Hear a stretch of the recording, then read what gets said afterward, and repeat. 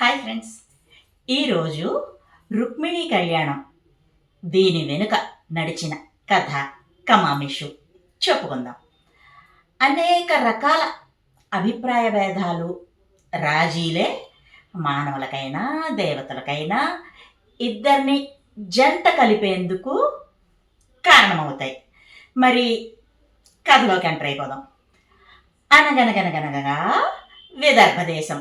మరి దానికి రాజు భీష్మకుడు. ఆయనకు రుక్మి, రుక్మధరుడు, రుక్మబాహుడు, రుక్మకేశుడు, రుక్మనేత్రుడు అని 5 కుమారులు ఉన్నారు. రుక్మిణి అనే కుమార్తె ఉంది. ఇక ఆమె శ్రీ మహాలక్ష్మి అంశతో పుట్టింది. గుణవంతురాలు, ఇంకా అత్యంత సౌందర్య రాశి. భీష్మకుని ఇంటికి ఎప్పుడు అనేక మంది అతిథులు వచ్చి వెళుతూ ఉండేవారు. ఆ వచ్చిన వారు యాదవ శ్రేష్ఠుడైన శ్రీకృష్ణుని లీలలు, గుణగణాలు కథలుగా చెబుతూ ఉండేవారు. అవి విని విని రుక్మిణికి చిన్నతనం నుంచి కూడా శ్రీకృష్ణుని మీద అభిమానం ఏర్పడింది. పెద్ద అయ్యేసరికి అది ప్రేమగా మారింది. తాను శ్రీకృష్ణుని భర్తగా పొందాలని గట్టిగా నిర్ణయించుకుంది. రుక్మిణి యొక్క అందచందాలు, గుణగణాలు శ్రీకృష్ణుడు కూడా విని ఉన్నాడు. కృష్ణుడేమో విష్ణు అంశ, లక్ష్మీ అంశ రుక్మిణి. వీరిద్దరికీ వివాహం జరగడమే లోక కళ్యాణ కారకం. కానీ అలా ఏ ఇబ్బంది లేకుండా అన్ని సవ్యంగా జరిగితే వింతేముంది? విధి ఇంకా జన్మ సంబంధ కర్మలు బంధు రూపంలోనూ స్నేహితుల రూపంలోనూ అడ్డుపడతాయి. ఈ కథలో అన్న రుక్మిణి కోసం రుక్మి తీసుకున్నటువంటి నిర్ణయం బాధ కలిగించింది రుక్మిణికి. మరి రుక్మిణి నిర్ణయం ఏమిటి అన్నటువంటిది తెలుసుకునే ఉద్దేశ్యమో అసలు లేదు అతనికి.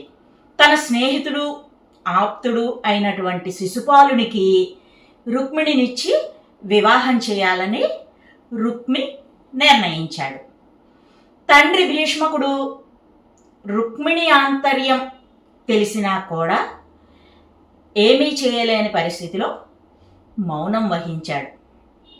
ఇక రుక్మిణి ఏం చేసిందంటే, ఒక నమ్మకస్తుడైనటువంటి పురోహితుడు అగ్నిద్యోతనుడు అనే అతన్ని శ్రీకృష్ణుని దగ్గరికి పంపింది. తన ప్రేమను సందేశ రూపంలో అతని ద్వారా పంపి తనను వివాహం చేసుకోమని ప్రార్థించింది. తన వివాహ నిమిత్తమై జరుగుతున్నటువంటి పనులను కూడా తెలియపరచమని చెప్పింది. ఇంకా పురోహితుని ద్వారా, స్వామి, నువ్వు వచ్చి శిశుపాల, జరాసంధులను ఓడించి నన్ను నీ దానిగా చేసుకో, చతురంగ బలాలతో రా. రేపు వివాహం అనగా ముందు రోజు వధువు స్వయంగా వెళ్ళి కులదేవత అయినటువంటి సర్వమంగళను కొలవడం మా ఇంటి ఆచారం. అక్కడికి వచ్చి నువ్వు నన్ను చేపట్టు మాధవా అని కృష్ణయ్యకు తనను తీసుకువెళ్లేందుకు ఉపాయం కూడా చెప్పించింది ఆ పురోహితునితో. మరి అంతా విన్నటువంటి కృష్ణునికి పరిస్థితి మొత్తం అర్థమైంది. వెంటనే రథసారథి దారుకుడు ఆయనకి కబురు పంపాడు. బలరాముడు ఇంకా మరికొందరు యాదవ ప్రముఖులు అందరూ కలిసి శైబ్య, సుగ్రీవ, మేఘపుష్ప, బలాహక అనే పేర్లు గల 4 గుర్రాలు పూంచినటువంటి రథం ఎక్కి ఒకే ఒక్క రాత్రిలో విదర్భ రాజధాని కుండినపురానికి చేరుకున్నారు. కుండిన నగరం అంతా ఆ సమయంలో ఇసకేస్తే రాలనంతగా పుర ప్రజలతోటి, ఇంకా శిశుపాలుని చతురంగ బలాలతోటి, బంధుమిత్రులతోటి నిండి ఉంది. రుక్మిణి పరిపరి విధాల ఆలోచనలతో, కలత చెందిన మనస్సుతో తాను పంపిన వర్తమానం కృష్ణునికి చేరిందో లేదో అని బాధపడుతోంది, వేదన చెందుతోంది. అంతలో అగ్నిద్యోతనుడు వెనుదిరిగి వచ్చాడు. కుండినకు బలరామకృష్ణులు వచ్చి ఉన్నారని, కృష్ణుడు ఆమెను రాక్షస వివాహం చేసుకుని తన వెంట తీసుకువెడతాడని శుభవార్త చెప్పాడు. ఆమె మనసు కుదుటపడింది. అగ్నిద్యోతనునికి కృతజ్ఞతలు తెలిపింది. సుముహూర్తం సమీపించింది. గౌరీదేవిని పూజించడానికి రుక్మిణిని నగరానికి వెలుపల ఉన్నటువంటి సర్వమంగళ ఆలయానికి తీసుకుని వెళ్ళారు. అక్కడ ఆలయంలో రుక్మిణి ఆది దంపతులకు పూజలు చేసింది. శ్రీహరిని భర్తగా పొందే అదృష్టం కలుగచేయి తల్లి అని సర్వమంగళకు మొక్కింది. శ్రీకృష్ణుని మనసులో నిలుపుకుని ఆలయం బయటికి వచ్చింది. ద్వార సమీపాన శ్రీకృష్ణుని దివ్యరథం కనిపించింది. దానిని చూసిన ఆమె సిగ్గుతో ఆనందంతో మెల్లగా అడుగులు అటు వేసింది. శ్రీకృష్ణుడు కూడా రథం దిగి చుట్టూ ఉన్నటువంటి రాజులెవ్వరినీ లక్ష్య పెట్టకుండా ముందుకు వెళ్ళి రుక్మిణీదేవి చేయి పట్టి ఆమెను తన రథంలో కూర్చుండబెట్టాడు. విజయశంఖం పూరించి రథాన్ని ద్వారక వైపుకి పరుగు తీయించాడు. జరాసంధుడు అది చూశాడు. అతనికి అపరిమితమైన ఆగ్రహం కలిగింది, కోపం వచ్చింది. జరాసంధుడు అతని స్నేహితులు తమ తమ సైన్యాలతోటి కృష్ణుని రథాన్ని వెంబడించారు. యాదవ వీరులతో యుద్ధం మొదలైంది.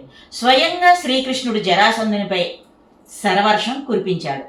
ఈ వార్త విని చెల్లెల్ని శ్రీకృష్ణుడు అపహరించి యుద్ధానికి తలపడడం సహించలేక తన సైన్యంతో యుద్ధభూమికి బయలుదేరి వచ్చాడు రుక్మి. అప్పుడు రుక్మికి కృష్ణునికి మధ్య యుద్ధం జరిగింది. అప్పుడు కృష్ణుడు రుక్మి యొక్క కోదండాన్ని అంటే ధనస్సును ఖండించాడు. రథం కూల్చి రుక్మిని గాయపరిచాడు. రుక్మికి సంభవించబోయే ఆపద గ్రహించి రుక్మిణి శ్రీకృష్ణునితో తన అన్న రుక్మికి ప్రాణభిక్ష ఇయ్యమని వేడుకుంది. అప్పుడు శ్రీకృష్ణుడు రుక్మిణి ప్రార్థన మన్నించి రుక్మిణి సంహరించకుండా వదిలిపెట్టాడు.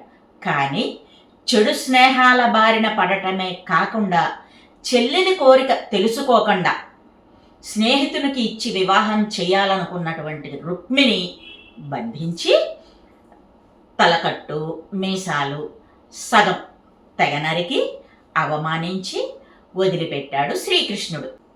తనకు జరిగినటువంటి పరాభవానికి శ్రీకృష్ణుణ్ణి గెలిచిన గాని కుండినలో అడుగు పెట్టను అని ప్రతిజ్ఞ చేశాడు రుక్మి.